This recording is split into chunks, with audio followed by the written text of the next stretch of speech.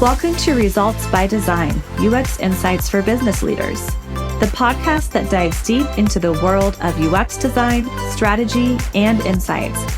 Tune in, take action, and design your way to success. Hi, I'm Craig, your host for the Results by Design podcast. Today, I'm excited to be joined by Deborah Roberts, Senior UX Designer at UpTop. Hi, Deborah. How are you doing? I'm good. I'm happy to be here. We had a nice weekend going to the pumpkin patch, and now I'm excited to jump in and share on the podcast today. That's great. It's that time of year, isn't it? Exactly. Yeah. And you at the pumpkin patch, did you all dress up or did you just go as civilians?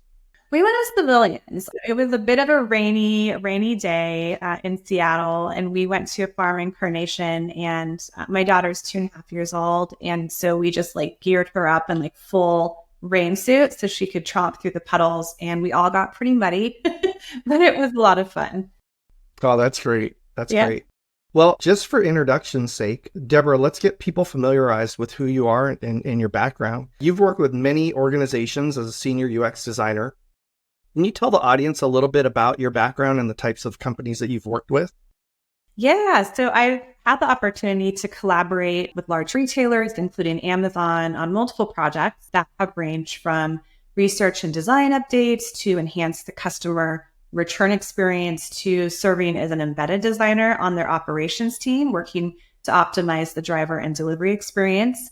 I've also had the opportunity to work with a number of B2B companies like F5 and Everbridge to help them develop a deeper understanding of their customers and create more engaging online experiences.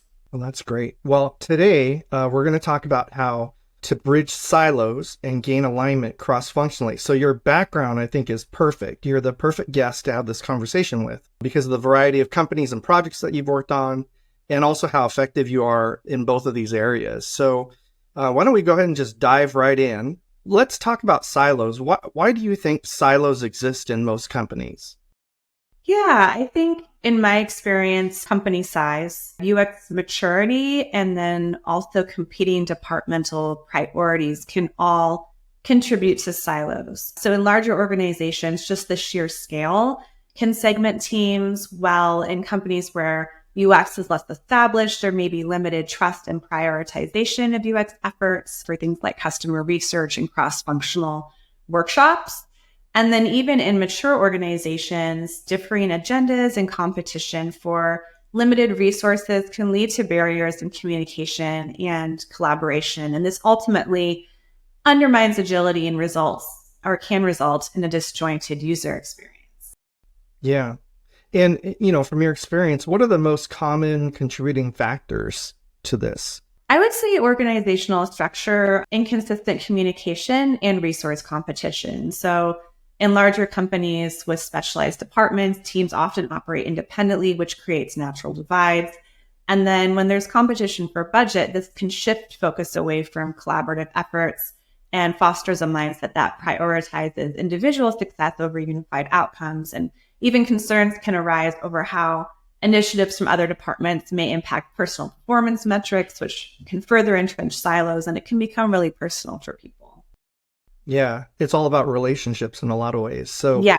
You talked about the organizational structure being part of it, but do you think also organizational structure and culture can be a cause of these silos? Yeah, I think it's a little bit of both. I think that silos often will stem from the organizational structure, but then they can be reinforced by company culture. So the structural divides keep teams focused on their specialized goals, while the culture can determine if teams work together or stay isolated. So when a culture encourages collaboration and alignment, I think silos are less likely to form. Yeah, that makes a lot of sense. And from your experience working with multiple different types of companies, as well as different company sizes, different cultures, and organizational structures, I'm sure you've probably put together a process. So when you start working with a client, what types of things do you do to quickly ramp up on the problem space and get the lay of the land? Yeah, so I typically start by reviewing any existing research requirements, business goals to understand the foundation of the project and align with the overall objectives. And this helps to give me context and also highlights initial opportunities or gaps, like if we need to conduct more research on the space as well. Next, I'll often conduct stakeholder interviews across departments such as product, marketing, sales, tech, whoever is kind of touched by the specific project that we're working on. And these conversations are really essential for gathering insights on the initiative's potential impact on different roles and departments, understanding what success looks like from various perspectives, and then identifying concerns or blockers early on. And I found that involving stakeholders from the start, it doesn't just help me get oriented, but it also brings people from different areas of the business along on the journey. I think it makes them feel heard and like we're prioritizing or listening to what they think is important. So it helps create alignment and ensures that we're all moving in the same direction. And I found it to be really crucial in spotting opportunities that might otherwise be missed, and ensures that solutions are also well-rounded and impactful for the user and business. Yeah, I love that, involving the stakeholders from cross-functional parts of the organization early on. I think the key is early on in your process. And so as you're doing that, are there specific indicators or patterns or symptoms that you look for to when identifying silos within teams? Yeah, I'd say one of the biggest signs is a lack of communication or competing priorities. So right from the start, you might notice that certain team members aren't talking to each other. And it's often evident when individuals want specific people excluded for meetings or certain aspects of a project. And this exclusion really only creates and reinforces those silos. When key people or departments are left out early on, they can become blockers later in the process. And this can lead to delays in the project. You might find yourself waiting, days or even weeks for input or resources from others who aren't the primary project owners. They might not feel that same sense of urgency. And without the right representation in the room, the ideas end up being less rich and diverse. So ultimately, this can lead to watered down solutions, or worse, missing the mark entirely on the problem that we're trying to solve. Yeah, as you're talking, I can just remember various projects and engagements that had those elements and all those patterns. Yeah.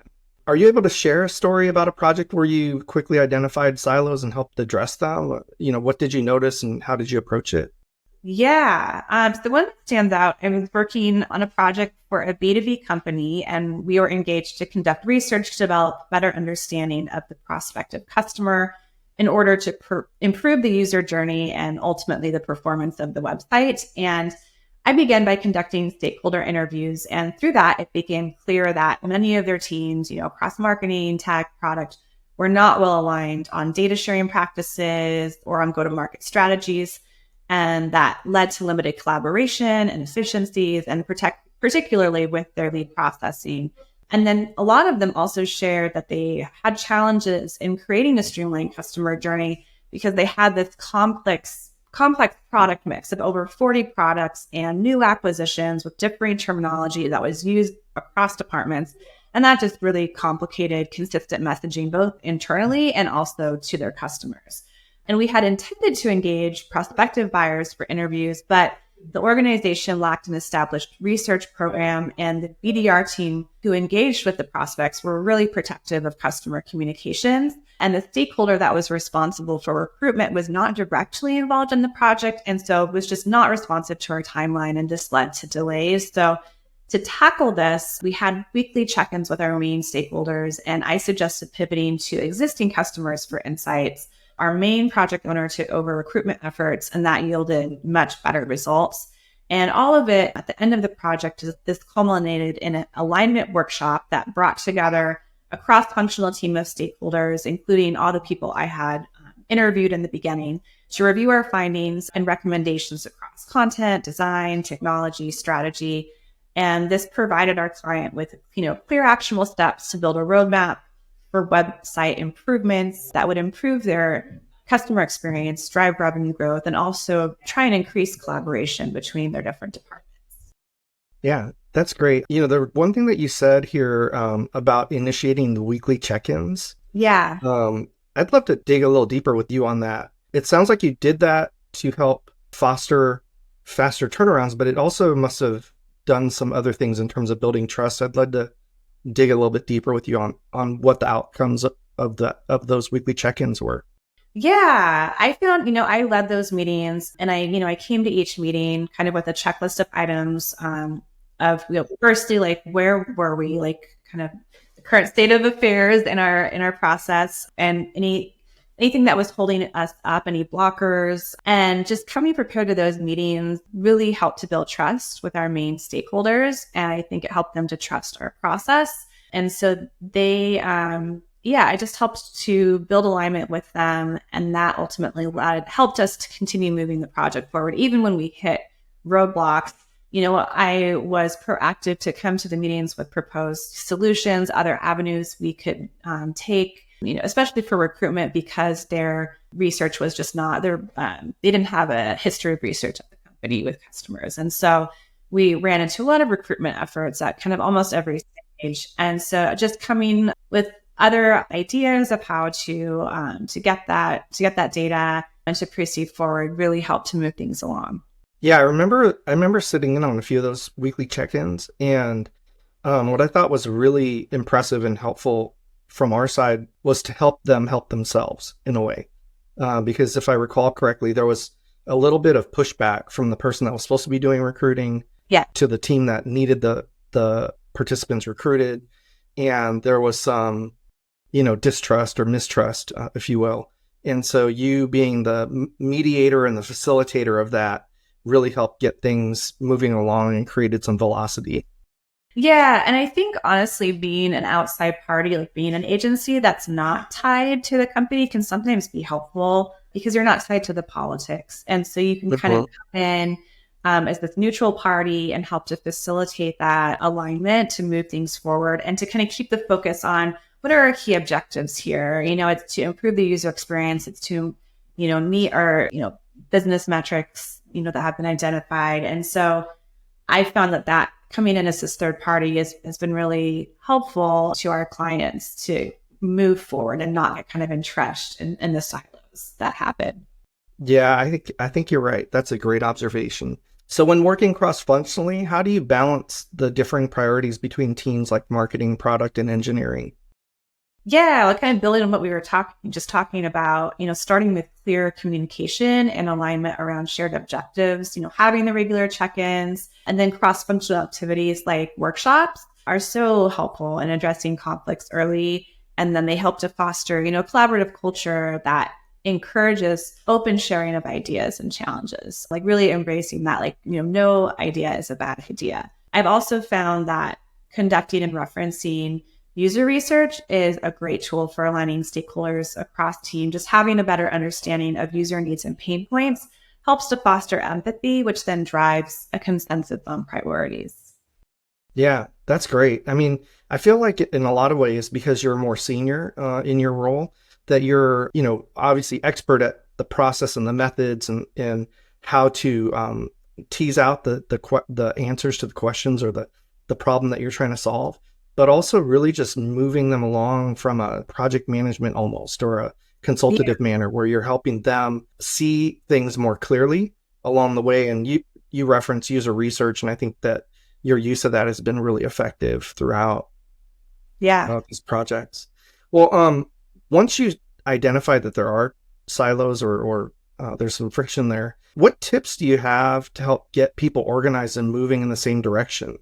Yeah. So we talked about this a little bit, but I think cross-functional workshops are just an extremely effective way to get everyone in the same room and on the same page. So in our workshops, we often start by reviewing research, and then we'll take stakeholders through structured activities to allow all voices to be heard. Oftentimes in a meeting format, sometimes the loudest voice will dominate. And that's one thing I love about the structured nature of the workshops, is it gives everyone a space to allow their ideas to be heard from across departments, doesn't matter your seniority.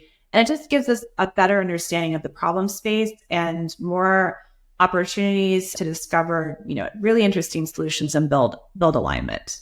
Yeah. And so how do you foster collaboration between teams, those teams that have competing priorities?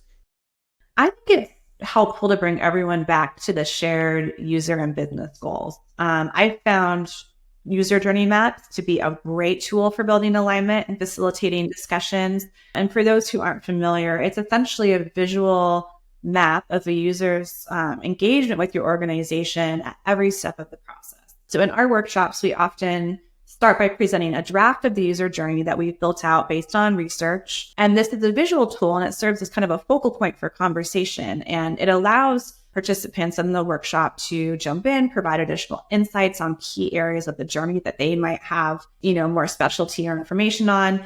And as we go through this process, we've often experienced aha moments where different team members or even people in senior positions get a deeper understanding of the user's experience and each other's perspectives, particularly around critical pain points and opportunities for improvement. And when you're looking at the map, once it's all built out, it often becomes very obvious visually what parts of the journey have like the most pain points. And then it's easier to kind of align around that. And then another effective tool is creating a roadmap for improvement. So at the end of the project, we'll often provide recommendations that assess both the impact on users and the business alongside the technical effort required. And so this approach helps team to prioritize based on potential value and feasibility. And by visualizing these priorities, teams can then align their efforts and make more informed decisions about where to focus their resources. Yeah, that's great. I love the workshops, the journey mapping, the roadmap. I think those are all just so foundational because the business leaders can review those things and understand where the opportunities lie and where the gaps are. Exactly. So that's great. Yeah. In situations where teams are resistant to change, how do you build trust, I should say, and encourage open communication? Yeah, first fostering a safe environment. So creating a culture and opportunities for team members to feel safe to express their ideas and concerns. I think that's so important. We've talked about this previously, but engaging early, involve team members in the change process from the start. This approach, I think, helps to reduce fears and builds ownership in the process so that people are more invested. And then lastly, just having more transparent communication. So just clearly explaining the reasons behind changes and how they benefit the team, users, and business goals. Yeah. And I think, just my reflection of some projects that I've worked on with you is you do a great job of making the environment feel safe, allowing people to share and feel like it's okay to share openly. And I think that is really effective in terms of us teasing out kind of the root cause of issues and things like that. Yeah, I think it helps to really listen, and to take notes, to listen, to refer back to what people said and to build that, kind of going back to like the stakeholder interviews that we do. And then we refer back to that even in the workshops. And so throughout that process, they feel heard. And then I think it makes them feel more comfortable to join in. Yeah, absolutely. I just feel like that's like 101, listen actively, write down notes, follow up, right? Yeah. And it seems like everyone wants to be the one that throws an answer in instead of being the one that's asking the question and listening. So, well, in terms of engaging leadership, how do you get leadership engaged and invested in a cross-functional alignment, especially when silos exist? Yeah, I think highlighting the tangible business value of bringing different teams into the design process. So when you involve diverse perspectives early on, from product, from engineering, marketing, customer support, it leads to solutions that are more holistic and aligned with user needs. And this alignment helps to avoid costly missteps later in development as teams are already on the same page about goals, timelines, challenges. Additionally, I think cross-functional alignment drives agility. So, if tech and UX are aligned from the start, there's a shared understanding of technical limitations or user pain points, which helps us to prioritize effectively. And again, I think tying, any design changes directly to key business KPIs, how cohesive design improves metrics like customer satisfaction, revenue growth, efficiency. I think when leaders see how integrated processes positively impact user experience and the bottom line, they're more likely to champion and support collaborative efforts across departments. Yeah, I think that's key, is making sure that you're aligning what you're doing to what their objectives are, or Yeah, helping them learn more about the customer, helping them identify ways to be more effective and things like that, not just designing the screens. right. I think is really important. So that's great. What advice do you have for business leaders who are trying to create more collaboration within their teams? To help move past silos, it's really great to take a structured approach to collaboration, like the cross-functional workshops, and make that just a part of the regular process. These workshops bring together, teams from across departments, like product engineering, marketing, to discuss key insights, user needs, and project goals. And I think when leaders encourage this type of structured alignment, it just becomes more a part of the company's DNA and bridges gaps between teams that might have competing priorities. And then again, connecting department goals to the overall company objectives, it reinforces why everyone is working together. One technique that we've used is creating a service blueprint, which actually it maps out the customer journey alongside the internal processes and systems that support that journey. And I found that really helps to foster empathy and allows everyone to better understand how each other's work impacts the end user and the broader business goals. Yeah. And one thing that you and the team, I think, does a really good job of in terms of the alignment workshops and having structured collaboration is all the prep work that you do prior, so Yeah, that you come into the workshop with lots of information, so the research, the data, existing state, things like that, the journey map that may not be all the way fleshed out, but it is, where it's at, so that you can ask questions to dig deeper. And it makes that time so useful and valuable, I yeah, feel. absolutely. For sure. And then we Yeah. always, will follow up after with a report of, kind of summarizing the findings as well. So that it can be, a lot of information at once. So then people can take it back.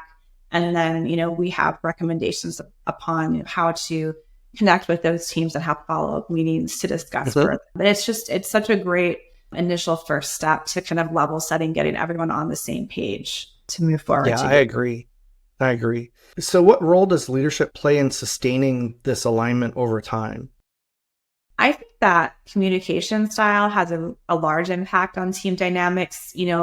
A positive collaborative approach can foster cooperation, while an us versus them mentality can lead to silos. I think having also regular check-ins and open forums for feedback can enable leaders to proactively address challenges and ensure that everyone remains aligned with common goals. And then, really clearly communicating the company's vision and objectives and how each team's contributions align to the broader goals. I think that all helps to foster commitment and accountability. Yeah, makes a lot of sense. Communication's key. Could you share an example where leadership played a key role in breaking down silos, or alternatively, where a lack of leadership support led to challenges?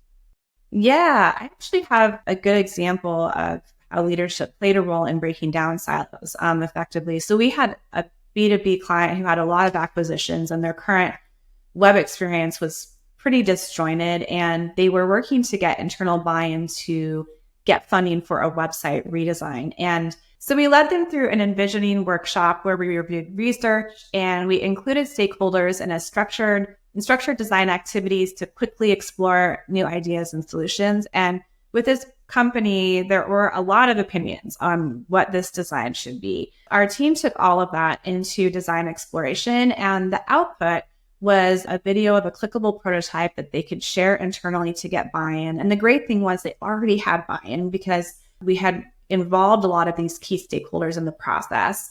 And it ended up being a really successful approach, and it led them to getting budget approved for the redesign, which we then collaborated with on the following year. Yeah, that's great. It's tangible. Yeah, And exactly. when people hear that that they've been heard and they see it in the prototype, I feel like that's super powerful Exactly. to them. Yeah, that's awesome. Okay. So what are 2 to 3 practical actions that a business leader can start taking today to break down silos and foster a more collaborative environment? Yeah, I'd say one thing is to start small to demonstrate impact. So we found that an incremental approach works really well, rather than trying to overall the entire organization focus on a smaller initiative that involves cross-functional teams and make that a success and showcase the benefits of collaboration, which will help to create buy-in and kind of set the stage for expanding these collaborative efforts across, more significant projects. Next, I think establish more structured cross-functional collaboration, create regular touch points like workshops or collaborative check-ins that we've talked about previously, and just make that a part of your normal process. Again, we found these structured meetings really allow everyone to share insights, build alignment, and contribute meaningfully from their area of expertise. And it really can help to address silos by integrating insights and ownership across functions. I think that ownership is key. And then, highlight the quick wins in customer and business impact. So showcase the success metrics from collaborative projects, whether it's user satisfaction improvements, faster feature delivery, or customer retention boosts. I think leaders who tie these results back to KPIs help to reinforce the value of collaboration, and it makes a compelling case for continued investment in cross-functional efforts.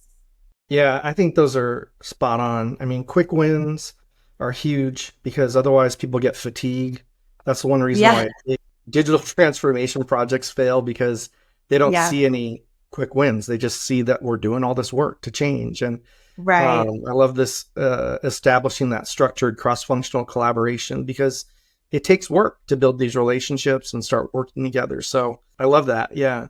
To wrap things up, I mean, Deborah, if you had one final piece of advice for a business leader on creating alignment, what would that golden nugget be?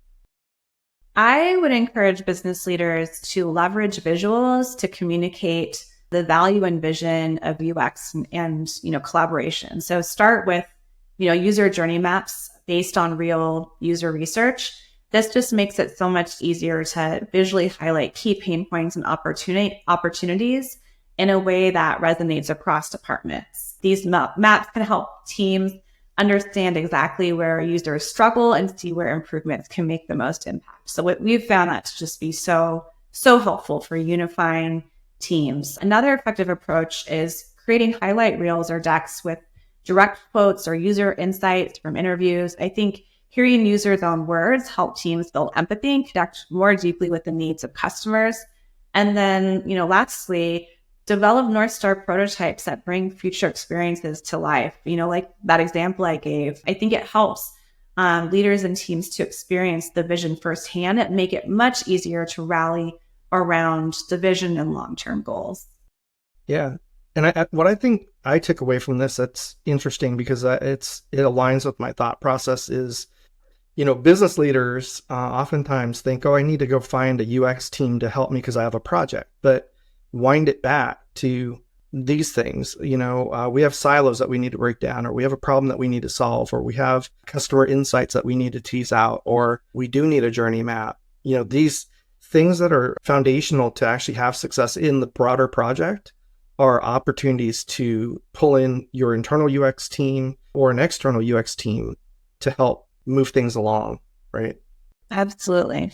Well, this has been great. So where can listeners find out more, learn more about your work and find out more about you? Yeah, you can see some of my work in our case studies at uptopcorp.com. And then you can also find me on LinkedIn at Deborah Roberts Design. Oh, man. Well, Deborah, this has been great. I really appreciate your time and sharing your knowledge. I hope the audience got a chance to really see how your experience and the insights that you have from working across all these different types of companies and projects really lends to your T-shaped expertise. So that's it for today's show. Join us next time as we explore innovative approaches to enhance your products and services, optimize customer interactions, and ultimately drive success for your organization. Tune in, take action, and design your way to success. We'll see you next time. Thanks for tuning in to Results by Design. If you liked this episode, be sure to like, share, and subscribe to our YouTube channel. We are also playing on all your favorite audio streaming podcast platforms, so stay connected and join us for the next one. Results by Design is brought to you by UpTop. Our mission is to equip business leaders like you with the knowledge and tools needed to leverage UX methods and strategies to achieve tangible business outcomes and create lasting value. Whether you're a seasoned executive or just starting to explore the world of UX, Results by Design is your go-to resource for unlocking the potential of user experience to achieve remarkable results. Tune in, take action, and design your way to success.